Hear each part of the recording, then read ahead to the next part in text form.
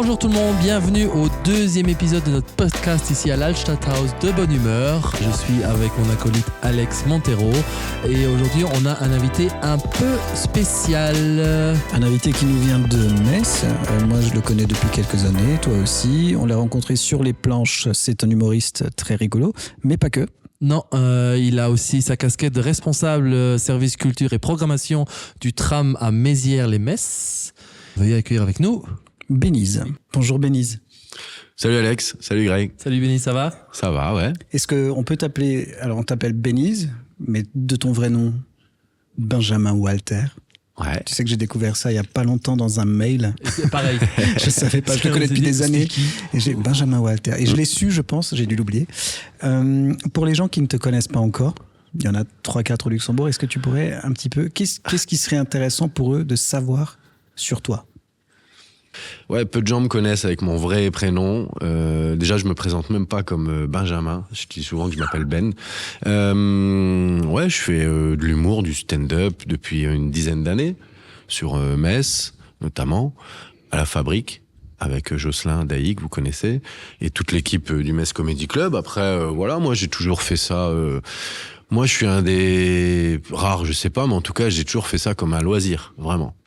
Et voilà, d'un côté je fais ça, et de l'autre côté maintenant depuis 2 ans à peu près, je suis aussi de l'autre côté, dans le sens où mon taf c'est programmateur du tram de Mézières-les-Messes.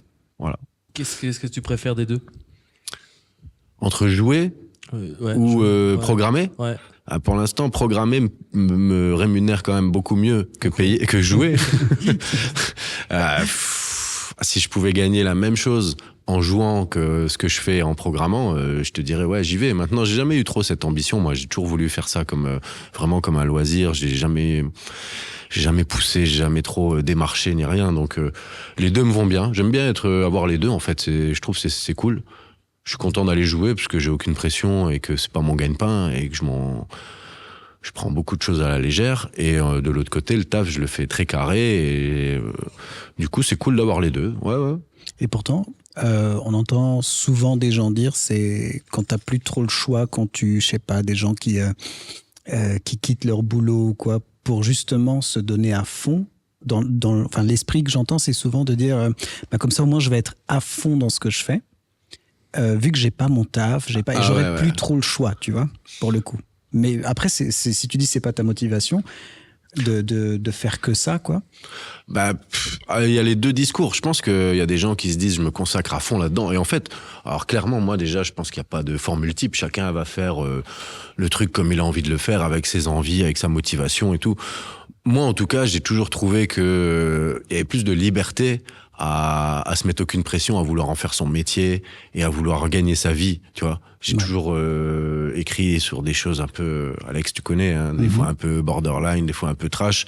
Et ça, le fait de se dire j'en ai rien à faire, je vais pas gagner ma vie avec ça, ça m'a toujours laissé une grosse liberté. Si un jour j'arrête de bosser et je me consacre à la scène en me disant maintenant je vais vivre de ça, je pense que du coup, tu vois, je risque de me mettre des barrières que j'aurais pas eu actuellement, tu vois. Plus de pression, quoi. Bah ouais, je pense, parce que si tu te mets à vivre que de ça, tu dois tourner, tu dois jouer beaucoup.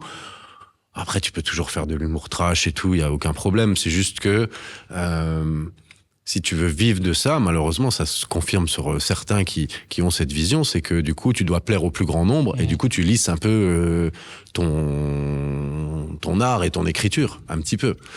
Après, il y a toujours deux écoles, dans le sens où il y a ceux qui vont rester très fidèles. Je pense que si tu restes très fidèle à ce que tu fais et que tu veux faire un peu des trucs un peu plus trash, un peu d'humour noir et tout, tu vas devoir travailler un peu plus pour réussir à plaire au plus grand nombre. C'est un peu ça le but. Est-ce que le chemin est plus long, tu penses, du coup ? Si tu veux, admettons, avoir une carrière là-dedans, et tout en maintenant alors cet humour un peu trash qui te définit toi un peu plus, là, pour le coup, le parcours serait un peu plus long, peut-être, dans la durée, par rapport à quelqu'un qui aurait un humour moins clivant. Ce qui, par exemple... Ouais, alors je sais pas si le chemin, il sera plus long, mais en tout cas, ça risque d'être... ça va être à double tranchant, en tout cas. Okay. Soit tu plais pas. Si t'es clivant, c'est le but. Plus t'es tout public, plus tu vas pouvoir aller jouer partout et être invité un peu partout. Quoique maintenant, il y a des scènes où ils veulent des gens un petit peu plus engagés aussi. Donc... Je sais pas, je pense qu'il n'y a pas de règle, je pense que chacun fait vraiment son parcours à sa manière.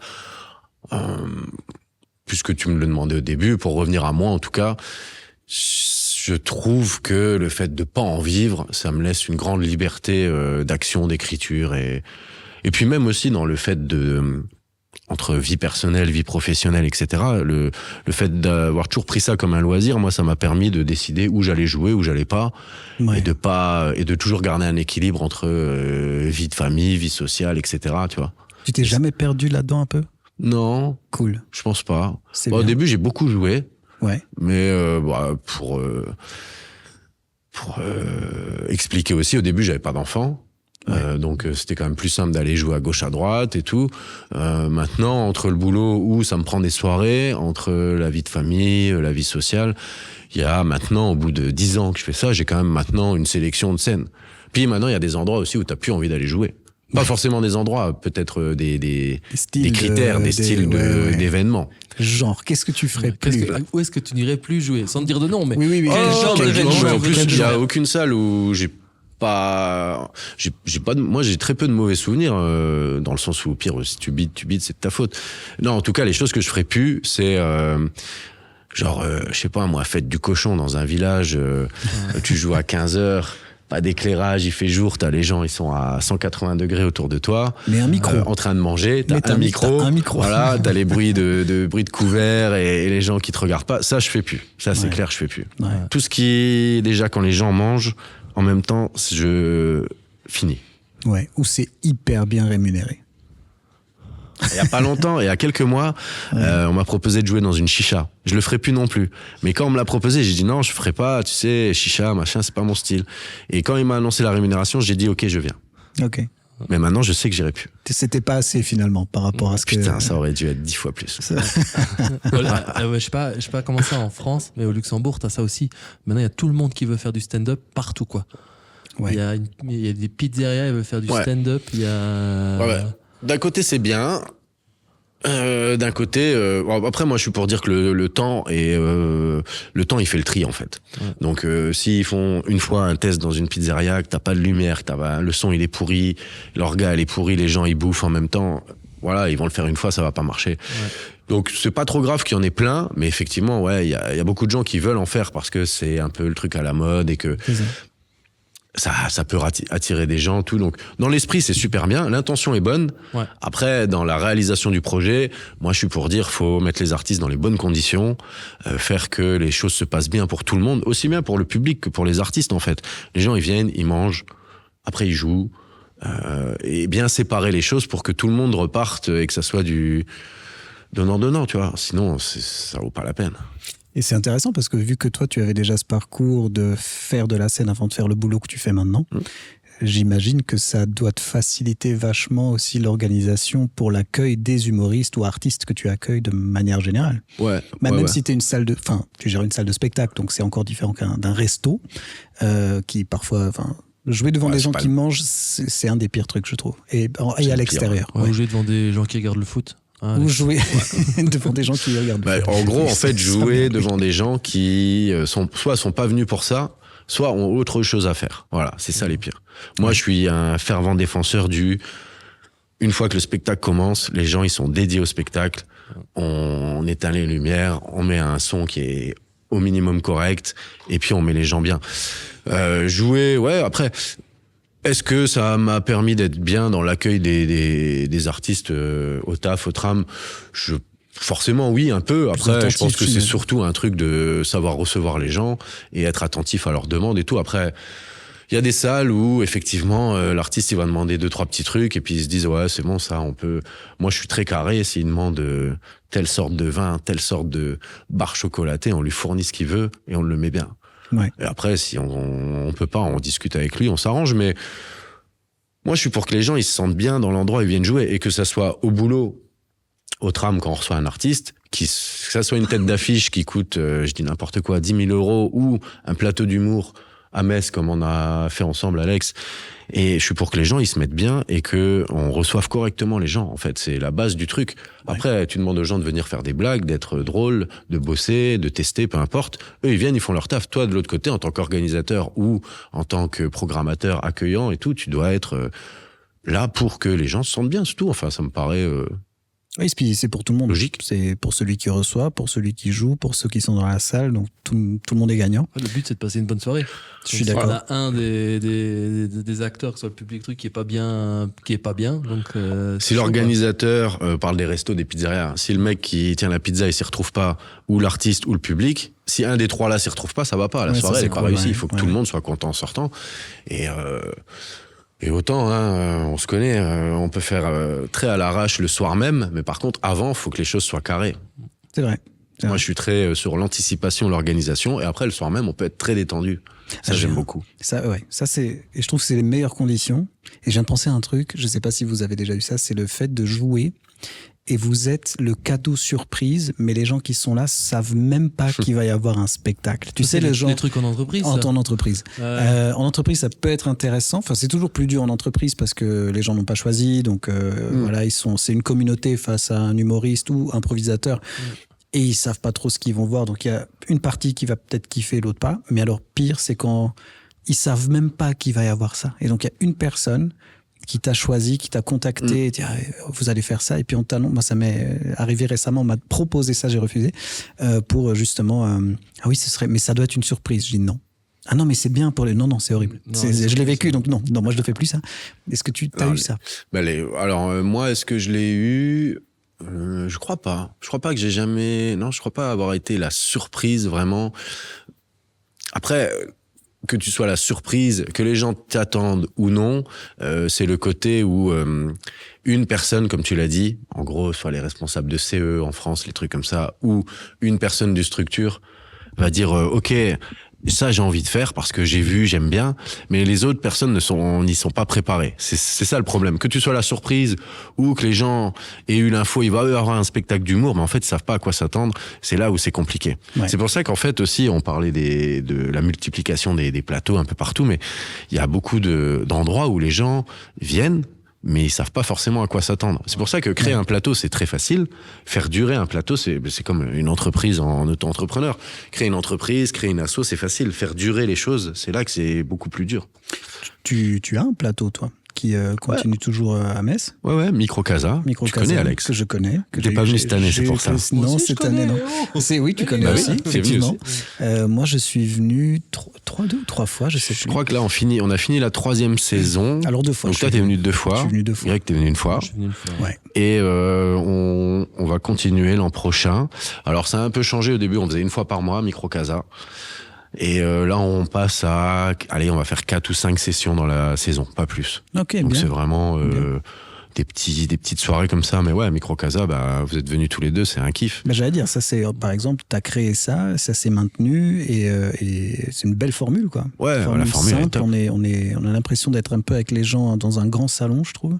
Ouais, un côté très privé. En termes Ouais, d'ambiance. déjà les gens réservent avant. Ouais, c'est cool. Donc ça, et puis on sait c'est qu'on complet est blindé direct. tout le temps. Ouais. Et puis ils ont mangé avant. Les gens mangent Oui. très bien avant. Ouais. Les gens viennent entre potes, en couple, en famille. C'est en semaine, on a jamais d'enfants. Ouais. Pas de une fois service que pendant qu'on joue. voilà, une fois Ça, que les c'est gens ont fini de impeccable. manger, même si on doit commencer avec une demi-heure de retard, on attend que tout le monde ait fini de manger et là on commence le spectacle. Ouais. Ça rigole bien, tout le monde est bien serré, J'ai du entendu limoncello que à la des fin. belles choses, voilà, exactement, on est très bien accueillis, enfin, les 2 fois. Et on où mange très j'étais, bien à c'était Casarici. super. Ouais, On voilà. va faire, Voilà, faut faut le dire. dire leur nom. Faut le dire. Donc c'est pour ça, pour venir à ce que tu disais, des plateaux. Alors pareil, au Luxembourg, il y en a de plus en plus. Ça marche, je crois, pas trop mal. Ceux qui sont en place pour le moment. Ceux qui sont en place, ça marche pas trop mal. Bon, après, où on est ici au Stadthaus, c'est depuis, je sais pas depuis combien d'années le Tout sur scène existe. Je regarde un petit 4 ans. 4 ans. Et ça marche très bien aussi. Donc, après, il y a beaucoup de choses qui jouent. Et je trouve aussi, pas le choix des humoristes, forcément, en termes de il faut telle tête ou quoi, mais C'est un tout. changer aussi un petit peu régulièrement, pas toujours les mêmes têtes, surtout quand Ouais. ou bien que ce soit des mêmes têtes qui arrivent à amener un nouveau texte. Ah ouais, Ça, après, c'est important. moi, c'est un des trucs que par contre, autant je suis vraiment pas regardant sur plein de choses. Microcasa, on n'impose aucune durée, rien. Enfin, on fait vraiment. C'est bien organisé, les gens sont là à l'heure, on mange, machin, mais une fois que la soirée commence, on fait vraiment un peu à l'arrache. Ça, c'est très bien. Après, plus on... Comment dire ? par rapport à ce que tu disais sur le fait que plus c'est organisé avant, plus on peut être décontracté après. Donc ça, c'est cool. Ouais. Après, moi, j'ai toujours dit, il y a de la place pour tout le monde. Là, tu dis, Alex, il y en a plein au Luxembourg. Tant mieux. S'il y en a, de toute façon, j'ai toujours dit, le temps, il va faire le tri. Si à un moment, les spectacles de stand-up, d'humour, ça s'essouffle et que les gens ont plus envie, resteront que ceux qui attirent assez de monde pour vivre. C'est tout. Donc, moi, je dis, profitons-en tant que ça tourne bien, que les gens ont envie. Après, le choix des artistes, il est important. C'est un des trucs que moi je demande à Microcasa, c'est quand même de venir, si tu viens d'une année sur l'autre, viens avec un nouveau texte, on sait jamais. Il y a des habitués qui aiment bien revenir. Justement, je faisais les gens ils viennent, ça, quoi. Voilà, ils payent, nous on est quand même à plateau, vu qu'il y a la bouffe avant, ils payent 25 balles maintenant, entrée, enfin plat, spécialité, boisson, plus le spectacle. On fait petite sortie au chapeau pour les artistes. Donc viens avec un texte un peu nouveau, tu vois, d'une année sur l'autre.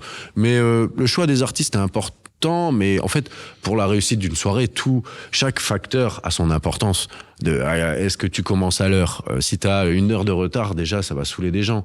Donc, tu peux avoir 10, 15, 20 minutes. Ça m'est arrivé plein de fois, mais essaye de toujours avoir une limite. Pareil, faire des plateaux à 15 humoristes, à un moment, je trouve que ça n'a pas de sens. Ouais. Moi, je fais venir des gens, il y en a, ils viennent du Luxembourg, comme quand vous êtes venus. Ouais. De Strasbourg, on en a eu plein, de Nancy, enfin.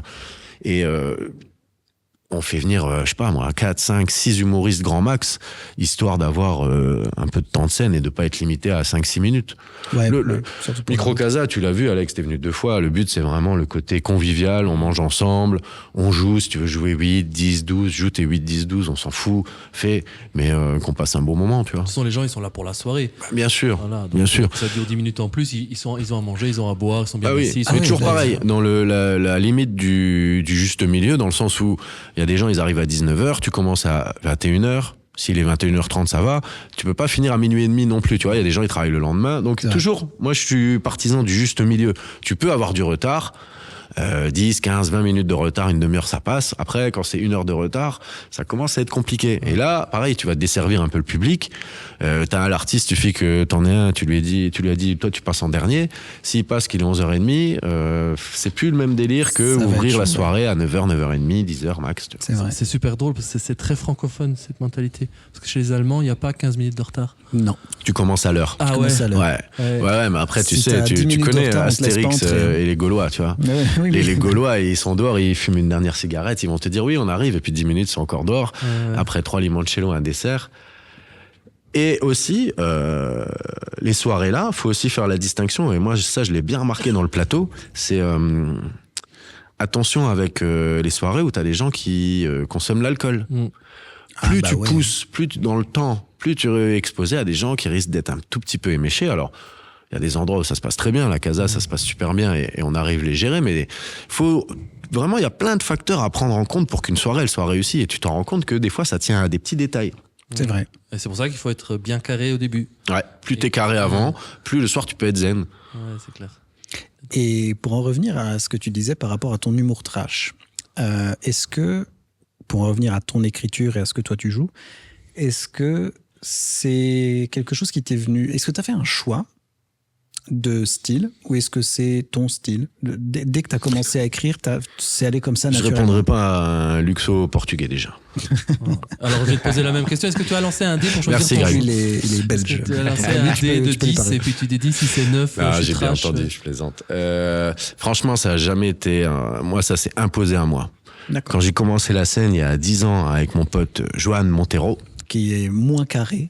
Qui est bien moins carré, qui a écrit bien moins. Qu'on salue, qu'on aime beaucoup, qui est très drôle en plus. Ouais, on l'adore. S'il avait écrit, il aurait fait carrière. Oui, je pense. Vraiment, il le sait, je lui ai déjà dit plein de fois. Et il me répond à chaque fois, écris-moi un spectacle, je fais carrière. Donc si un jour j'ai 6 mois à perdre, je vais écrire un spectacle. C'est comme ça que ça marche. Écrit pour Johan et un jour il fait carrière. À chaque fois il va jouer, tu vas toucher des trucs, quoi. L'humour trash, ça s'est imposé dans le sens où à la base c'est ce qui me faisait rire. D'accord. Moi j'ai toujours les choses les plus affreuses quand c'est bien tourné, et, encore une fois, mais c'est toujours ce qui m'a fait, du coup j'avais pas envie d'arriver sur scène et de parler je sais pas moi des relations amoureuses, des beaux-parents, tout ça, tu vois, les thèmes un peu écumés et les trucs un peu il y a des couples dans la salle. Du coup, ouais, voilà, tu vois, ça j'ai jamais fait. Mais après, j'ai pris le risque dès le début d'être clivant. Je sais pas, mon premier texte, c'était le fait que je suis né avec 6 doigts. Après, c'était la mort, la réincarnation. Et qu'est-ce qui se passerait si on meurt dans 3 jours? C'était vraiment mes 3-4 gros premiers textes, tu vois. Ouais, ok. Mais ça m'a fait délirer de parler de choses qui étaient pas drôles. Et puis, tu sais, honnêtement, il y a 10 ans, c'était une fierté de réussir à faire un 8 minutes sur la mort et de faire délirer les gens. C'était un kiff de me dire, moi, j'ai jamais fait ça. J'arrive, je parle de la mort et on arrive à avoir des vannes et à vraiment accrocher les gens. Maintenant, je m'en rends plus compte, tu vois, c'est devenu un truc un peu banal et les gens qui me connaissent savent, j'ai toujours fait ça. Oui, voilà, mais c'est non, ça toi, s'est quoi. pas imposé à moi. Enfin, ça s'est imposé à moi dans le sens où c'est ce qui me faisait marrer, c'est ce que j'avais envie de faire. Après, j'ai écrit d'autres trucs un peu plus légers aussi. Hein. Je suis pas resté que dans le domaine là, mais c'est ce qui me faisait marrer au début. Ouais. Et c'est ce qui me fait toujours marrer maintenant, en fait. Hein. Et justement, ton spectacle, Mignonnerie, Mignonnerie. c'est un spectacle qui doit faire 1 heure et quelques, j'imagine. C'est trash tout le long? Non. Ou est-ce que tu as des moments un peu plus légers? Non, et en vrai, parce franchement. que je l'ai pas vu en entier. Je connais, j'imagine, pas mal parce que je connais tes Ouais, sketchs. tu connais pas mal de thèmes. Ouais. Mais non, au final, je me suis forcé à le regarder en vidéo. Tu sais, c'est toujours intéressant. C'est tu dur. vois, ouais, c'est dur à faire, mais il faut le faire, je crois. Ouais. Il faut s'imposer ça. Ah, je l'ai fait. Aux gens, il faut se filmer, se regarder. Ouais, ou il faut. Ça paraît un peu égo trip comme ça, mais il faut le faire. C'est affreux à faire parce que t'aimes pas te voir, t'aimes pas ta voix. Enfin voilà, tout le monde passe par là, mais il faut le faire. Tu le fais tranquille chez toi, t'es tout seul. Personne t'entend, machin. Et pas que s'enregistrer Et tu pour notes les plein de réseaux trucs. sociaux. Oui, voilà. Ah c'est ça. ouais, on va en parler après les réseaux. Moi, je suis pas. Je fais rien. Bref, le spectacle. Non, au final, il y a vraiment pas. En fait, c'est vraiment quelques vannes par-ci par-là qui, oui, peuvent être trash, machin, mais. Le spectacle en lui, il s'appelle Mignonnerie parce qu'il y a des choses très trash et des thèmes un peu plus durs, la mort, machin, la réincarnation, tous les premiers thèmes. Moi, j'ai tout mis dedans, hein. J'ai mis 8 ans d'écriture pour le faire. Donc ouais, il y a des trucs trash dedans, mais le mot de fin, c'est vive la vie. Enfin, on est dans un truc où je parle des enfants, je parle de plein de choses, je parle de consommation de drogue douce. Enfin, on n'est pas que dans le noir tout le long, au contraire. Mais après, oui, ça fait partie du truc. Moi, je le trouve au final, je suis pas objectif, plutôt équilibré là-dessus. Maintenant, oui, c'est vrai que si tu veux avoir aucune vanne sur la mort, aucune vanne sur, je sais pas moi, j'allais dire les pédophiles, non, j'en fais même pas. Mais si tu veux rester dans un truc très lissé, oui, viens pas voir mon spectacle. Ouais. De toute façon, je le joue pas, donc viens pas le voir. Mais... Les prochaines dates, il y en a pas. Non, il y en a pas à la fin. Est-ce que tu as eu, sur les dates que tu as jouées, tu as eu des gens qui étaient choqués et qui, genre. Non. Alors, sur le spectacle, j'ai pas eu ça. Spectacle, je l'ai joué au Tram. Avant d'être embauché au Tram, c'était un délire parce que j'avais fait l'entretien d'embauche. Une semaine après, je joue au Tram, programmé par mon prédécesseur David Furletta. Et je me dis. Putain, j'espère qu'il n'y a pas des gens de la mairie, moi c'est une salle municipale, donc je suis embauché par la mairie, etc., qui seront pas là dans la salle et qui vont... Parce que, je sais pas, je dis que j'aime pas travailler, je dis que je fume des joints, que j'aime l'alcool, enfin, tu vois. Donc j'espérais vraiment, en termes d'entretien d'embauche, c'était bien de l'avoir fait avant et que on n'est pas un mec qui vienne me voir. Donc j'étais un peu en stress, c'était un peu bizarre. Donc je l'ai joué au Tram, très bonne condition, tu sais, c'est ta grande première, t'as toute la famille, les amis qui viennent te voir, plus les gens qui t'ont vu sur les plateaux à gauche, à droite, ça c'était top. J'ai joué à la Fabrique, très bien aussi, et on m'a programmé une fois à Yutz. Ouais. Pépinière. À la Pépinière, ouais. Voilà. Et c'était aussi cool, il y avait moins de monde forcément, mais c'était bien. Donc j'ai pas eu des gens qui ont été choqués. Pendant le spectacle, en fait, ce qui est beaucoup plus facile pendant le spectacle, je m'en rendais pas compte, j'avais fait 9 ans de plateau. Quand tu joues 1 heure, c'est un autre monde. Et donc, tu as le temps de faire rentrer les gens dans ton délire et qu'ils se rendent compte qu'en fait, t'es pas un taré dans ta tête et que tu fais juste des blagues, tu vois, et que tu prends tout à la légère. Et ça, c'est plus facile à faire prendre sur 1 heure, 1h15 que sur un 8 minutes. Par contre, oui, ça m'est arrivé cette année, février, on peut en parler rapidos. Là, c'était la première fois sur un plateau, Strasbourg. Là, je vais pas dire le nom de l'endroit parce que ça a été une sacrée galère comme histoire. Là, j'ai eu grosse galère avec 2-3 spectatrices qui m'ont dit c'est pas du tout acceptable de dire ce que tu dis, tu vois. Pendant que tu jouais ou après? Ouais, pendant le passage, j'ai eu des cris de Qu'est-ce qu'elles ont crié? Elles ont fait inadmissible et elles ont crié trop de mépris. Je te fais la blague? Vas-y. Bah, vas-y. C'est un sketch où je dis que je suis pas du tout d'accord avec l'expression c'était mieux avant. Ok. Enfin, c'était mieux avant, moi j'aime pas cette expression. Et je dis au XIIIe siècle, par exemple, rien qu'en termes de médecine, on est mieux maintenant. Tout le monde voit Philippe Croizon. Oui. Voilà, l'homme amputé des 4 membres, Ouais. qui a traversé la Manche, machin. Je dis que lui, au XIIIe siècle, on l'aurait pas sauvé, Philippe. Le seul endroit dans lequel il aurait nagé, c'est son pipi. Ok. Voilà. Et donc ça a suffi. Trop de mépris. Scandale avec organisateurs et tout. Ah oui, à ce point. Prise d'accord. de tête, ouais. J'ai des messages sur Insta de gens qui me disent qu'ils me donnent les clés pour évoluer dans notre monde et voilà quoi. C'était un peu chaud, hein. Alors ça, moi, ce qui me choque, c'est les réactions. C'est pas ta vanne, puisque j'ai entendu que ce soit de toi ou d'autres humoristes qui vont sur des terrains un petit peu plus où ils osent, tu vois. Moi, je pense à des gars très connus. Jérémy Ferrari, Ouais. Artus. Ouais, Artus, Ouais. qui sont quand même les deux chouchous français, je dirais, Ouais. actuellement. Et Artus, je le trouve hilarant. Lui, il touche à tout, que ce soit le On n'a handicap, pas la même, que ce soit- on n'a pas la même possibilité et degré de tolérance dans l'inconscient des gens pour faire ce que eux font. Ouais. On est personne, donc faut faire beaucoup plus attention. Je crois en ça dans le fait, par exemple, nous trois on monte sur scène, quelqu'un parle fort, on lui dit toi ta gueule. On peut pas se permettre nous, parce que nous on est Rien. Ouais. rien. Ouais. Redouane Bougueraba, Jamel, machin, tout. Disent ta gueule à quelqu'un, ils sont quelqu'un, tu vois. Dans l'inconscient des gens, je suis persuadé de ça. Donc, moi, le soir où ça m'arrive, je me dis pas, tiens, fais chier, un tel pourrait le faire et moi, je peux pas le faire. Après, moi, je suis pour dire, tu viens me voir à la fin, tu me dis, écoute, presque ça m'a choqué, j'ai pas aimé, j'ai pas trouvé ça drôle, c'est une chose. Tiens, t'y reviens pas pendant un passage, tu parles pas pendant un passage. Ce que j'ai dit, la première réaction que j'ai eue, c'est que j'estime ne pas être assez quelqu'un pour que ce que je dis dans une cave à Strasbourg ait un moindre impact sur notre monde, tu vois. À un moment, il faut remettre, tout comme nous, le public peut nous remettre des fois à notre niveau, il faut aussi que le public comprenne qu'on est personne et que on peut taper sur toute communauté, tous les genres, n'importe quoi.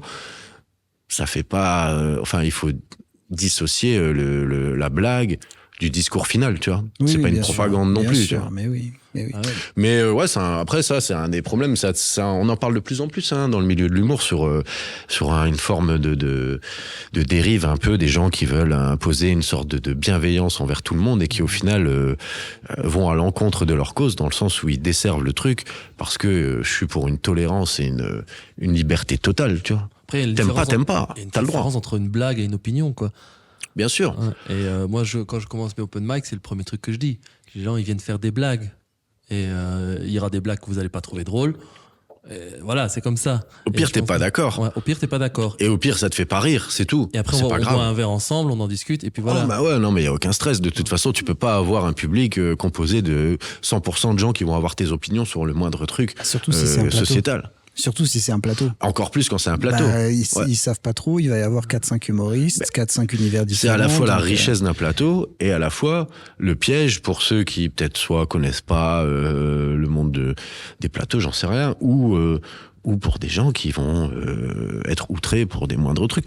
Après, encore une fois, hein, le jour où je vous le souhaite les gars, mais à un moment tu passes un cap en termes de notoriété, en termes de visibilité, etc.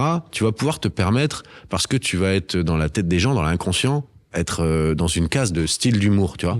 Mais là, des gens qui te découvrent, qui t'ont jamais vu, la perception, elle est différente. Et Ouais. du coup, tout est un peu faussé. Et après, après, voilà, on raconte cette histoire, ça fait quelques mois, ça m'est arrivé.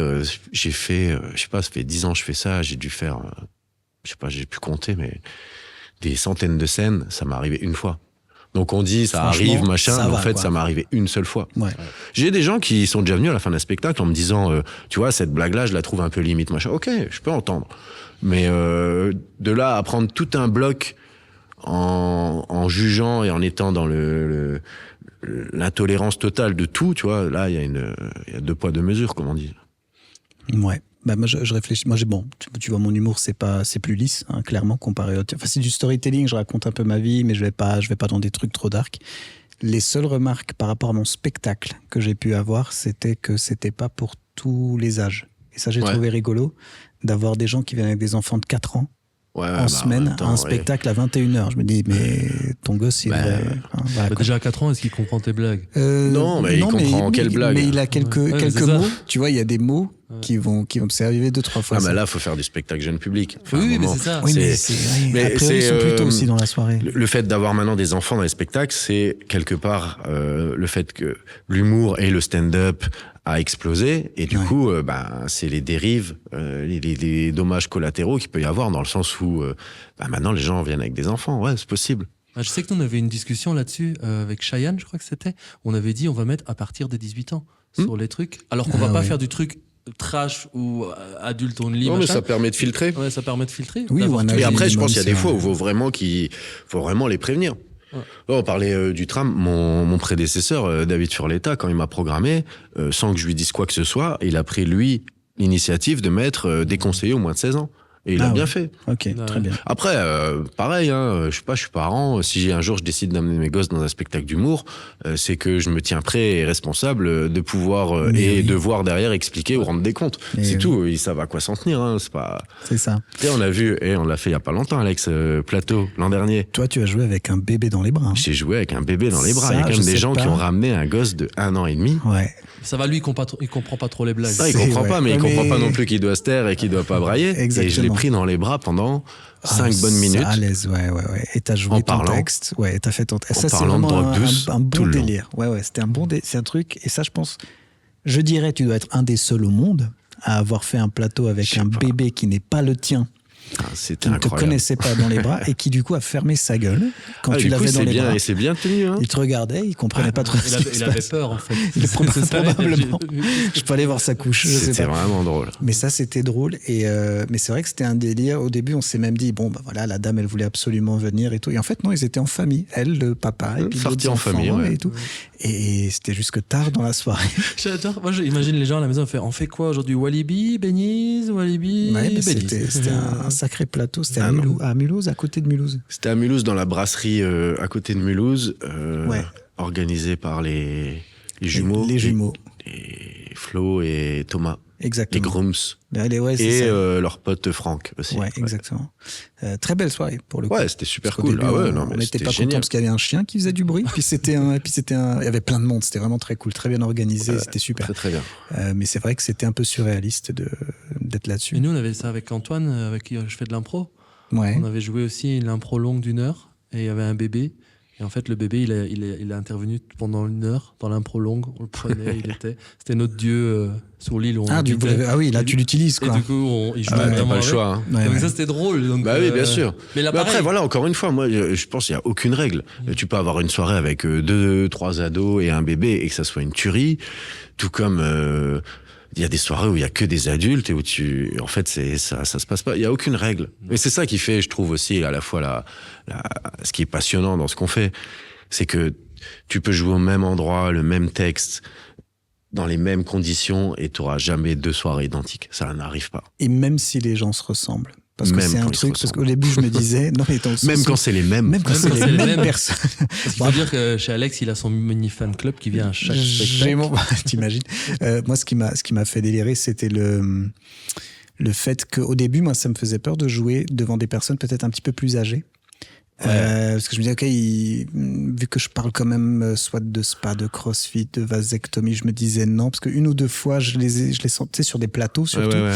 Et après, c'était les dimanches après-midi à 15h, machin. Ça s'annonce pas bien. Mais on a eu des spectacles. Quand je dis on, donc Greg, il vient souvent avec moi. Et finalement, non. On pouvait avoir des groupes de personnes un petit peu plus... Oui, vous l'avez entendu. Oui, c'est juste une bouteille d'eau pétillante, on va dire. Et pour le coup, c'était cool quand même, quoi. Enfin, donc on peut jamais trop prévoir. Aucune règle. Donc je me dis profite et comme ça ils profiteront. Tu sais, des fois, t'arrives dans les plateaux, on te dit en finale ils sont 10, t'es en panique. Ouais. Puis en fait, la soirée, c'est trop bien. Encore une fois, si t'es dans une salle de 400 personnes, t'as 10 pelés devant, oui, ça va être affreux. Si t'es dans un petit bar serré, que t'as 10 personnes, ils sont là, mais ils sont venus pour vous, pour toi, pour t'écouter, ça peut être une tuerie. Je crois qu'il n'y a aucune règle. Et tu vois, justement au tram, une fois que David est parti, moi j'ai joué quelques jours après son départ, je crois. Et... Mais t'étais dans le même festival, mais t'étais la veille de moi. Ouais. Et pour le coup, il n'y avait pas eu beaucoup de com'. Et là, pour moi, il y avait que une quarantaine de personnes, même pas. Ouais, on avait parlé, je me souviens. Et pourtant, j'ai passé, alors que avant d'y aller, je me suis dit, mais non, mais ça va juste être dur. Mais bon, ils sont là, tu respectes les gens qui sont venus, quoi. Ils ont pris le temps. Et finalement, en plus, j'avais tellement de fumée dans la gueule au début, je voyais pas du tout le public. Et le bruit qu'ils faisaient, j'ai l'impression qu'il y en avait encore 80 qui étaient arrivés derrière. et finalement, non. Mais c'était une super soirée. C'était une très très belle ambiance, quoi. C'était cool. Puis après. Là, tu parles du tram, c'est pas parce que maintenant j'y bosse, mais du moment que t'as déjà une salle, tu vois, tu mets les gens dans le noir, tu mets les lumières, t'as des conditions, t'as pas besoin d'avoir 200 000 € de matos technique, mais t'as quelques projos, t'as un micro qui fonctionne. Et moi, je suis aussi assez défenseur de ça, tu vois, de mettre vraiment les artistes dans les conditions. C'est pour ça, on parlait tout à l'heure, quand tu joues en plein jour, et pour moi, il n'y a rien de pire. Après, ça dépend aussi de l'humour que tu fais, mais à partir du moment où tu mets les gens dans le noir, t'enlèves la musique, les gens, tu sais, le côté vraiment un peu du théâtre à l'ancienne, où vraiment là, hop, le spectacle commence. T'as déjà quelque chose qui marche beaucoup mieux. C'est ça. Chose qui, tu peux pas avoir dans les bars, dans les restos, etc., où là, du coup, c'est déjà plus compliqué, rien que dans la structure de la salle et dans la disposition des gens, etc. Donc tout va jouer, mais encore une fois, ouais, chaque soir sera différent. Il n'y a pas de règle. Et en ce moment, c'est quels sont les humoristes qui te mettent un peu une claque? Moi, récemment, j'ai vu Alex Montero, là. Ah ouais. Ah, c'était bon, hein, sur un plateau. J'en ai entendu parler. C'est pas encore filmé, heureusement. Des caméras. Toi, t'as aimé Alex? Je sais pas, je l'ai vu plusieurs fois, là. Lui, il pourrait... Ça dépend, ce qui est bien, c'est que maintenant, je peux tomber malade. Ouais. Et Greg peut jouer des spectacles, mais là, il y a zéro souci. Après, alors, dans les... Je vais parler pour les spectacles que je vois maintenant dans le cadre de mon taf. Du coup, cette année, on vient de finir une année de programmation où c'était mes choix. Donc, c'était ma programmation, c'était ma première année, là. Ouais. Là, j'ai pris une claque. J'ai pris une grosse claque l'an dernier avec un spectacle qui était pas de ma programmation. J'ai pris une grosse claque avec Benjamin Tranier sur le dernier relais. Tout simplement parce que je l'ai trouvé fou, je l'ai trouvé... talentueux de dingue, il joue plein de persos et en fait il faisait tout ce que moi j'oserais pas ou j'arriverais pas à faire, clairement. Et du coup ça, j'ai pris une grosse claque. Moi je t'avoue que je suis encore triste de pas avoir vu son premier spectacle, parce que j'entends que du bien et j'adore sa manière de fonctionner il est sur Inter actuellement, ses chroniques sont top, ses chroniques de Nova aussi. Tu m'as envoyé une chronique super bien, il m'a envoyé une chronique et puis il est drôle, il a vraiment des persos hyper marqués qui sont assumés, qui sont bien joués.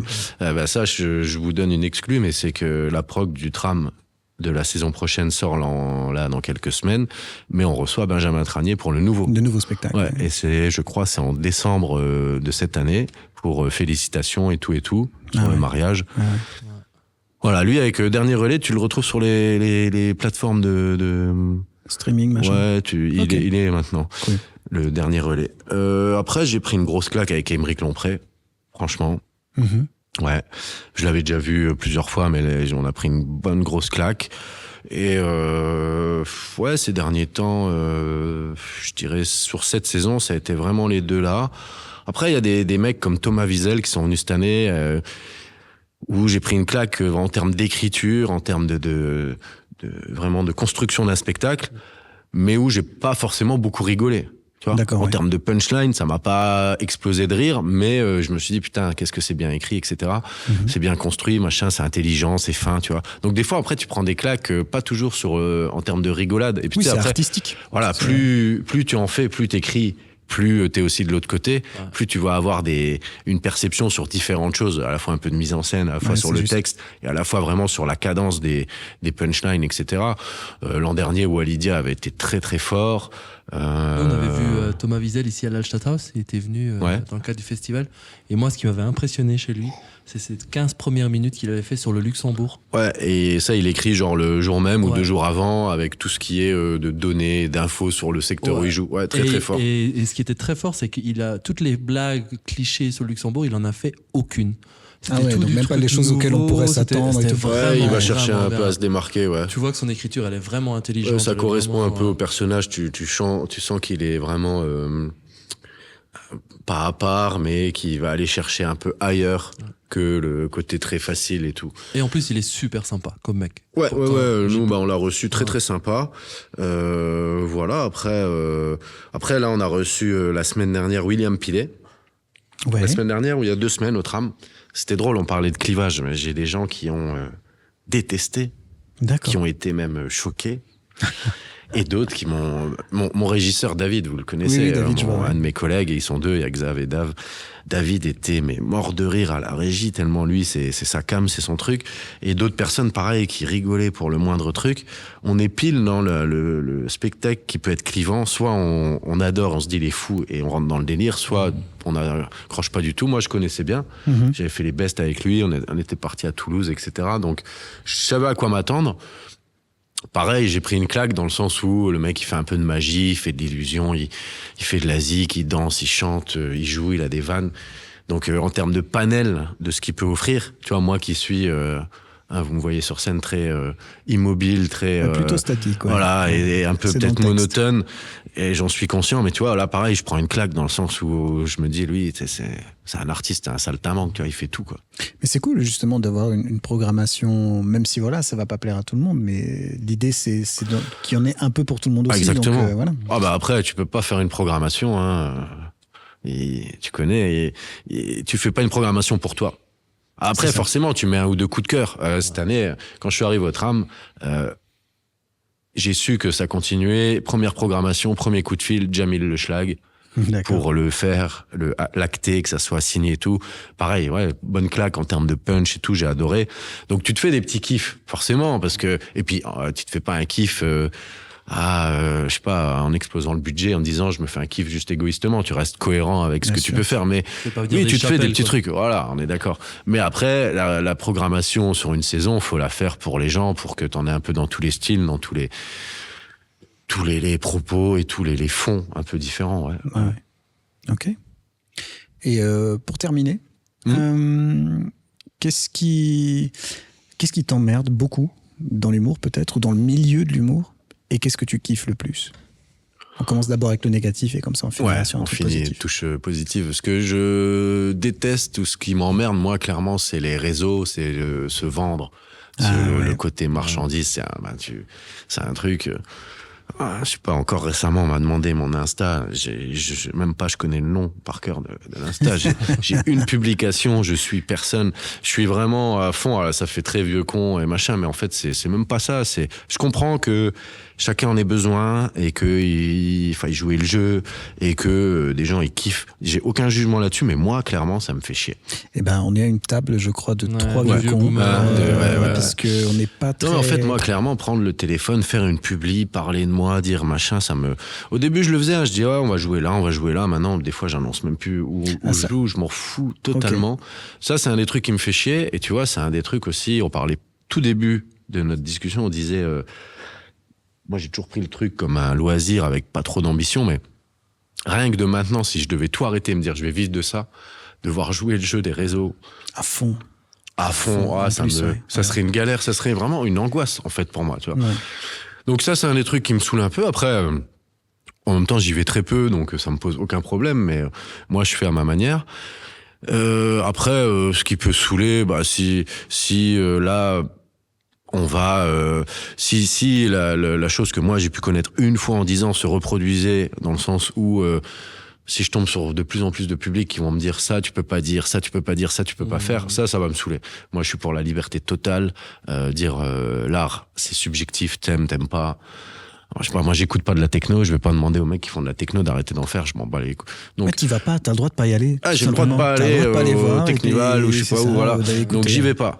Donc il faut que ça reste vraiment dans un côté bienveillant, sympa, qu'il y en ait pour tout le monde. À Metz, on va peut-être créer dans un bar, ça je ferai un peu de pub si ça se fait, mais on voudrait même faire un plateau d'humour. On va faire un one shot, juste voir comment ça réagit, de genre le trash comédie. Tu vois, vraiment, ne venez pas avec des enfants, ne venez pas si vous voulez avoir des blagues sur ça, ne venez, peut-être même ne venez pas, mais on va peut-être le faire. Et voilà, il n'y a pas grand-chose qui m'emmerde, hein. Vraiment, moi, j'ai toujours trouvé un kiff. Les trucs qui m'ont toujours le plus fait kiffer depuis le début, c'était déjà beaucoup... on l'a dit, moi j'ai fait beaucoup de plateaux pendant 9 ans, et le spectacle, je l'ai joué 3 fois. Faire des plateaux, c'est déjà aller jouer avec des potes, ou rencontrer d'autres personnes, boire un coup avant, discuter. Déjà, le côté rencontre, le côté partage, c'est un truc, je suis peut-être pas le plus loquace en soirée, des fois je peux me mettre un peu dans mon coin, mais tu vois, le côté un peu aller voir des gens, aller découvrir des lieux aussi, c'est toujours un kiff, ça m'a fait bouger à gauche, à droite, j'ai découvert des endroits, tu penses même pas ça existe, donc ça a toujours été un kiff, et après, moi, j'ai toujours été un fan vraiment d'écrire, d'aller tester, et puis, non, après, faut être honnête, quand t'es sur scène et que tu joues, ça marche, les gens rigolent, il y a un truc, c'est grisant, c'est un pur kiff. Des fois, tu vois, tu vas faire une scène où t'as une scène qui marche bien, même si c'est ta seule scène du mois qui a bien marché, c'est pas terrible, mais même si c'est le cas, cette scène-là, elle va rattraper toutes les autres, dans le sens où c'est un kiff. Faire rigoler les gens, c'est un luxe, hein. Je suis d'accord. Ouais. C'est ça, bon. Je pense qu'on en a besoin aussi de faire rigoler les gens. Surtout. Ouais, les gens te disent de plus en plus, encore plus maintenant, dans le contexte actuel. Moi, je crois que on a toujours eu besoin de rire. Et ça s'arrêtera pas, quoi. Et continuons, hein. Tu sais, les vieux de la vieille de mon village, ils te disent, c'est le seul truc qui nous reste de gratuit. Eh ben, profitons-en. Pas toujours, ça dépend des spectacles. Ça dépend des spectacles. Alors, il y en a, tu dois payer un peu, mais bon. Ouais, mais c'est vrai que je vois la philosophie derrière. Qu'est-ce qu'on peut te souhaiter pour la suite, Ben ? Franchement, en ce moment, je suis bien, hein. Souhaite-moi que ça continue. Que ça continue comme ça. Ouais, un peu plus. Non, alors vraiment, si on se livre un peu, je vous cache pas, les gars, que j'aimerais bien rejouer un peu plus le spectacle. C'est quand même un format. Là, j'ai la chance de jouer sur des plateaux à gauche à droite. C'est super cool, je kiffe. Si là, maintenant, vu que je fais pas l'effort de démarcher à gauche à droite, mais faudrait peut-être que je m'y mette, ça serait peut-être de jouer, de tourner 5, 6, une dizaine de dates le spectacle et un petit peu de se remettre dedans, ça pourrait être sympa. Après, sinon, la vie est belle. Cool. Bah écoute, merci d'avoir fait le voyage, le long voyage de France, d'avoir traversé la frontière jusqu'au Luxembourg. Merci à vous les gars pour l'accueil. Beaucoup de succès avec Mignonnerie, si tu arrives à démarcher un petit peu. Merci. Et puis que tout reste comme ça. Oui, que tout reste comme ça alors. Merci à vous les gars pour l'accueil. Stadaus et Greg et Alex. À très bientôt. À la prochaine. Merci. Ciao.